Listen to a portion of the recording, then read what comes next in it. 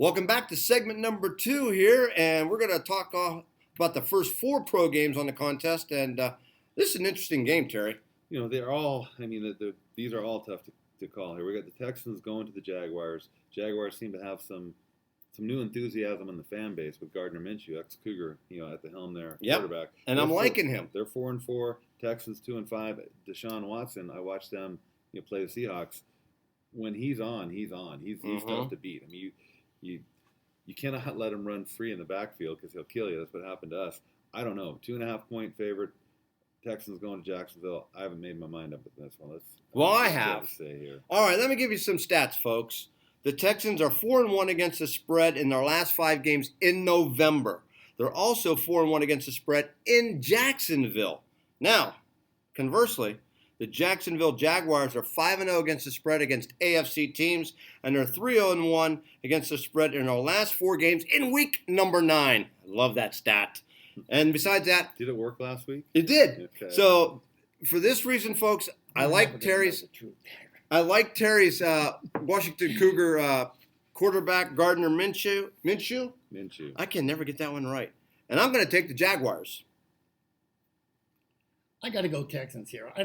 Gardner Minshew's going to the bench as soon as Nick Foles is ready to play. You realize that? He's not going to play this year. He might be out for the season. He's out for the season, I believe. And I think he was on the sideline. Depending on what the Jaguars are doing, there'd be a controversy just bringing him straight back in, but we'll see. All that aside, I still like the Texans. They have a better team and better defense.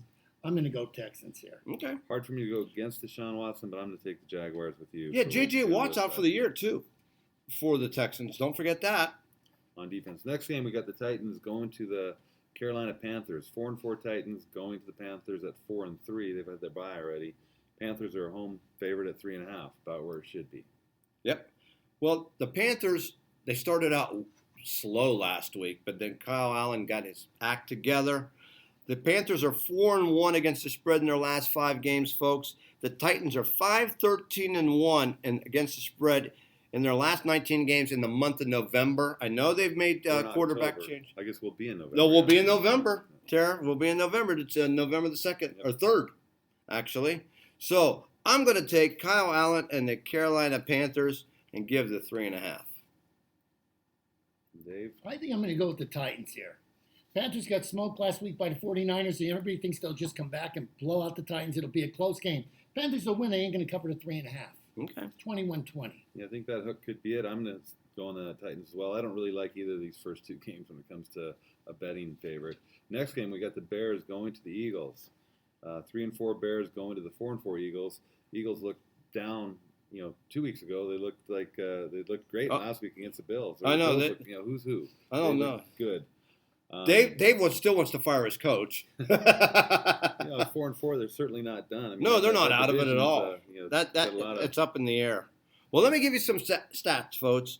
The Bears, as an underdog, they're 10-4 against the spread in their last 14 games. They're 0-4 against the spread in their last 4 meetings against the Eagles, and the Eagles are 5-1 against the spread following a win against the spread, which they won last week against the Bills. And for that reason, I'm going to keep the coach at the Philadelphia Eagles, and I'm going to take the Eagles.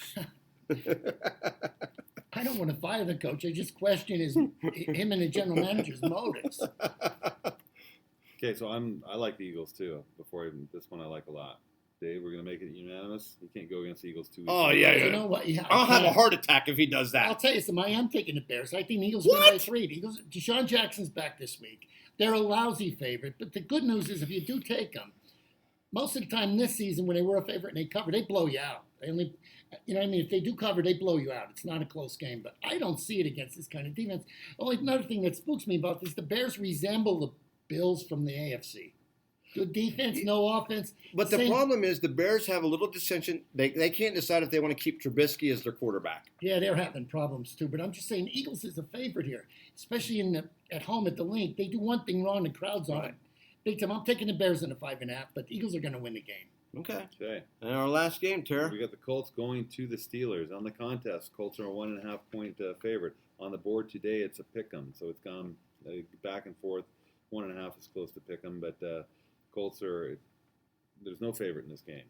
So pick the winner here. Well, I thought that oh gosh, who's their backup quarterback? They came back from the concussion. Brissett. No, for the Steelers. Okay. I can't remember the kid's name. Mason Rudolph. Yeah, Rudolph. And I thought he started slow last week. I thought he played well. The Steelers, they're 4-1 against the spread in their last 5 games. The Colts are 5-1-1 against the spread in their last 7 road games. But in this series, folks, the home team is 4-1 against the spread. And for that reason, I'm taking the Pittsburgh Steelers. That'll make my buddy Sean Marcinick happy. Steelers, they won on Monday night. They're on a short week here, but they did not look good. They played the Dolphins. Dolphins took an early lead. And they didn't cover the spread either. Went to sleep. No, they did not. 14 was a big number in the NFL, but yeah, they didn't cover the spread. It was Colts are 5-2 going in. It was a wet track, 3-4. though. It rained in Pittsburgh. It was crappy weather. I'm going to lay the 1.5 and take the Colts. Okay. All right. Fair enough. Dave? Me too. I'm taking the Colts minus the 1.5. I watched the same game Terry did. They stunk, I thought. They had to come from behind against Miami here for a while. That plus 650 was looking awful tempting there, Miami. Yeah, that's true. So I'm going to take the Colts here. Their defense sure isn't Miami's. Oh. They have a good defense. Like I said, they lost that quarterback. They might even be a better team. Well, we'll see. All right, folks, that's going to end it for segment number 2. When we come back, Dave, Terry, and myself are going to talk about the last 3 pro games, and we're going to give you our best picks of the week. Welcome back to segment number 3, and Terry, this is an interesting game. The soon-to-be Las Vegas Raiders. So yeah, who's who here? We got a 3-3-1 Lions with that one tie first game of the season going against a 3-4 Raiders. Raiders are 2.5-point favorite at home. Lions right where it should be. The Lion is right where it should be. I don't know. It's a little play on word. These are all tough pun games. There. Yeah. I'll take the Raiders at home, but I'm not strong on this one. Okay, well, actually, I think that's a good pick, Terry, and here's why. The Raiders are 5-1 against the spread in their last 6 home games. Now, if you're a Lions fan, they're 8-2 against the spread on grass, and that's where they will be playing, on grass. But I'm with Terry on this one. I'm going to take the soon-to-be Las Vegas Raiders. I got to go Lions here. I can't even see them as a favorite. I think they stink. I don't like. You just don't like Gruden. I don't like them on Monday Night Football. I like them here. Don't get me wrong, but they're just not much. I think the Lions getting 2.5's crazy. I'll take the Lions here all day. Okay. Okay. Next game, we got the 2-5 Browns going to the 2-6 Broncos. Who would have thought the Broncos would be 2-6 at this point? On the contest, Browns are a 1.5 point favorite. The Broncos are a 1.5 point favorite, but the line today is the Browns favored by 3. Yep, so that 4.5 point shift, which is huge in the NFL, but it's because Joe Flacco is out. He's out. He's hurt. So the Browns. Here's a couple of really bad stats for a couple of really bad teams. The Browns are 0-4 against the spread in Week 9, and the Broncos are 0-5 against the spread in Week 9. And doesn't matter. I flipped the coin already earlier, and the Browns won the coin toss, so I'm going with the Brownies. I'm going to take the Browns as well because that's a big shift. I mean, I'm basically against the official line now. I'm getting 4.5 points, so I'm going to take that over the line and take the Browns to beat the Broncos. I wouldn't take the Broncos with Joe Flacco. I think they stink with Joe Flacco. So I'm going to take the Browns. I love that. All right, the last game here, Tara. Okay, so we're all there. Yep. So last games, we got the Buccaneers going to Seattle. Seattle's a 6.5 point favorite. They're 6-2 on the season. Buccaneers are 2-5. I'm going to take Seattle, regardless of what you got to say. So I love that. No, wait a minute. Let me give you 6.5. So they won last week by 7. Let me give you something to think about, folks. The road team in this series is 7-3 against the spread in the last 10 meetings.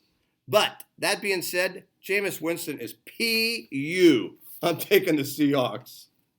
I don't know what everybody's thinking here. Last week on the contest, it was 3 to that other quarterback. When Seattle didn't cover no spread last week. Didn't cover the They burned Sunday. me for a 3-team parlay on Sunday. They're done. I'm done with Sunday Seattle. morning. I got burned on the same thing. That spread went from 6.5 to 7 to 7.5, and then went back to 7 before the game went off. So we both just timed it wrong. My timing's always bad. I'm going to take the Buccaneers into 6.5 points and hide behind the points. I don't think Jameis Winston's that bad. They played a good game last week. They come up on the short end. They still look good to me. Okay. Okay, so best bets of the week. Wait a minute. How many games are all three of us are on Terry?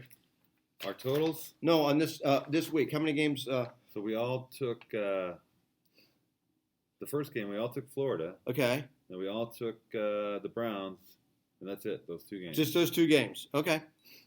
And we're starting to do pretty decent when all three of us pick a game. Yeah, we got 50-50 last week. I'd have to go back and look. We're not much more than 50-50. Okay, that's better than we have in the last few years. Yeah. We have been terrible. Usually been the kiss of death there.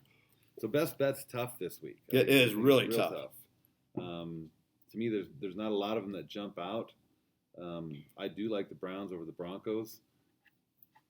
So that's what you're taking. I'm going to take it. Yeah. Terry's Especially on that. Getting that on the contest, I'm getting 4.5 points to the book, so I got to take that. Well, I'm torn between either taking Oregon or the Raiders.